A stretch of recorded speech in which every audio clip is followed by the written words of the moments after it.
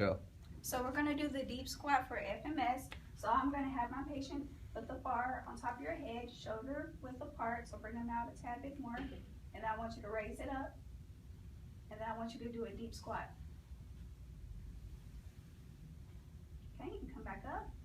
And as you see here, he has some trunk flexion. He also has some medial knee deviation on the right. Can you do it again for me? And his heels kind of come off the ground. Let's step back on the FMS bar. Put your heels on there. Put it shoulder width apart and bring it up and do the squat again. Okay.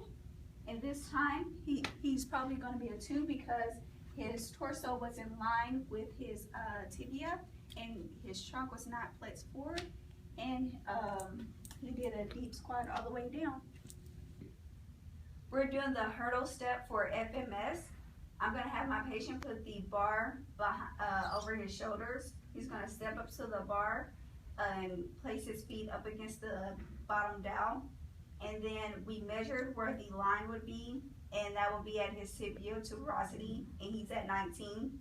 Now we're going to have him lift one leg over the bar and slightly touch with his heel and bring it back to the starting position. So go ahead and come back slowly. There we go. And what we're looking for is the alignment that's lost between his hip, knees, and ankle movement that's noted in the lumbar spine. He had a little bit of that, and we're looking for the dowel of the hurdle to remain parallel, which he had some movement with that. 3. We're doing the inline lunge testing procedure for FMS.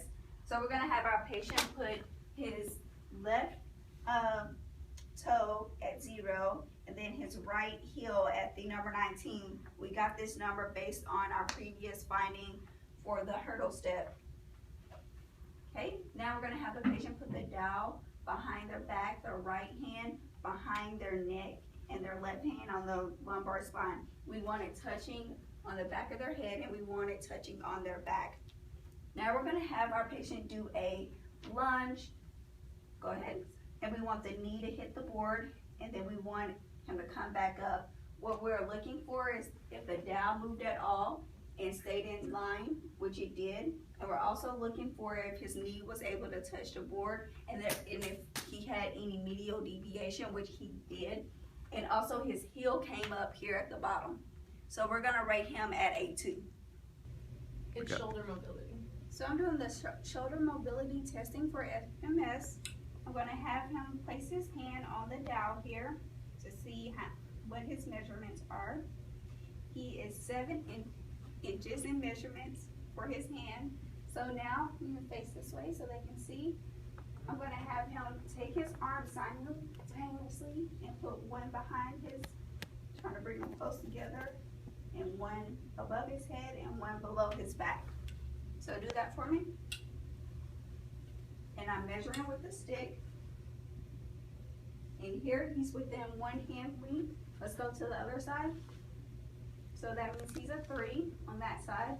And this one, he is actually within 1.5 hand length, so he is going to be a 2 on that. Did that one hurt? Yes. It actually hurt, so he'll be a 0 on that one. You're supposed to say it hurt. I'm doing the active straight leg raise for the FMS video. I already instructed my patient to lie down on his back with the board underneath his knees, and I'm going to place a dowel right in the middle in between his hip and his knee, just somewhere in this area. And now I will instruct him to lift his left leg while keeping his knees straight and dorsiflexing the foot. Go ahead and do that. Stop. So you can bring that down. As you see, he was starting to externally rotate his opposite leg, and it was starting to come up. And his foot here, his malleolus was past his opposite knee, but didn't hit the dowel, so he is at a 2. Perfect. We're doing the trunk stability push-up for FMS. I'm going to have my patient lie on his stomach, and then I want his thumbs to be at his forehead. and shoulder width apart. I'm going to have him extend his elbows while doing a push-up. Come up. And then come back down. So what we are looking for is that his torso came up before his hips and his buttocks came up at the end. He was not in straight line there. Now we're gonna, because he had trouble performing that, we're gonna have his thumbs come down to his chin. And let's do a push-up there. Okay, come back. And that one was way better. So because he could perform it at the chin level, he's going to be A2. So we're doing the rotary stability testing for FMS. I'm going to have my patient come into a quadruped position. Scoot your knees slightly forward. Okay. I'm going to have, with his knees touching the board and his hands touching the board, I'm going to have him extend his right arm out simultaneously while extending his right leg back. Do that at the same time. And we're just bring it back. And let's do your left side. Okay, so he can't do that, so that already bumps him from a 3 to a 2. Now we're going to have the cushion here, and this is just to see if his back stays level and if we have any movement. So we're going to extend his right arm out while extending his left leg back. Go ahead. And then bring your knee and your elbow into each other. And then extend back out. And then go to the relaxing position. And let's go to the other side. Extend your left shoulder and your right leg back. Bring your knee and elbow into each other and come back.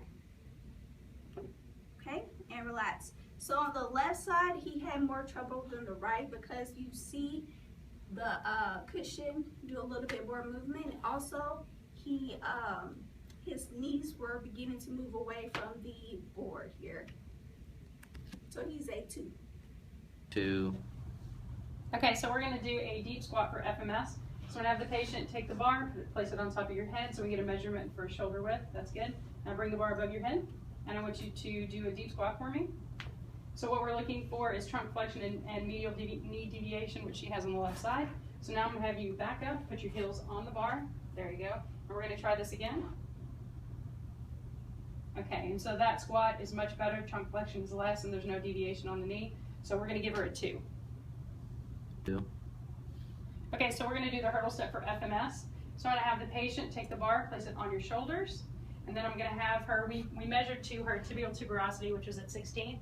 So that's where the line is for her to step over. Have her step up to the bar with her toes touching without knocking the bar over. And so I want you to look straight ahead, and I want you to bring your right foot up and over, touching your heel on the other side.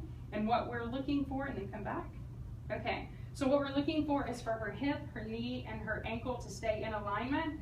But when she steps over, try it again. When she steps over, the left side actually kicks out, which would be a glute med weakness. So we would grade her as a 2. Okay, so we're going to do an inline lunge for FMS. So we're going to have the patient, we've already measured her from the previous FMS, and she measures at 16 to the tibial plateau. So I'm going to have her stand on the board, take the dowel and put that behind your back with your left hand at your neck and your right hand at your lumbar. There you go. And now I'm going to have you step forward and bring this foot right here to 16, the heel of your foot. There you go. Okay, so now we're going to have you do a lunge, and what we're looking for as she holds the dowel to her head, her back, and her buttocks is any movement in the dowel to come away, or for her to have any type of knee deviation. So go ahead, or any type of loss of balance. So she did have a little bit of lumbar spine movement, and the knee did touch. You want to try that one more time? We'll check the heel.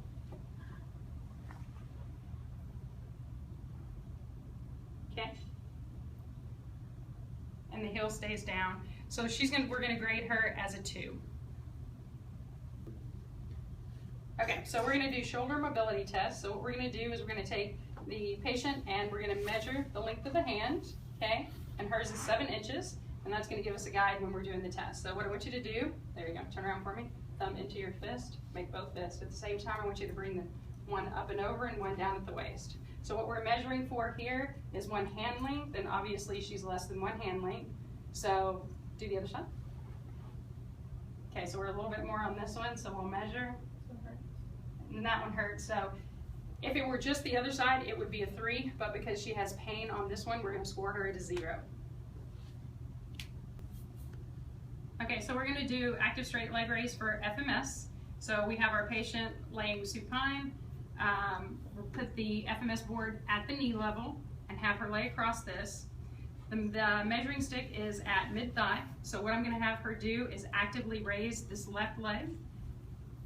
And so this would be a, no pain? Okay, this would be a grade 3. If the leg only came to right before the pole, this would be a grade 2. And if she could only bring it to before the knee, this would be a grade 1. So we would do this test bilaterally as well as all of the others. Okay, so this is the push-up mobility test. So for males, we would have them start with their hands at their forehead, but since we have a female patient, we're gonna have her start with her hands at her chin. So hands shoulder width and at the level of the chin. So we're gonna have her do a push-up, so toes, there you go. And we're looking for her shoulders, her trunk, and her hips to all come up at once.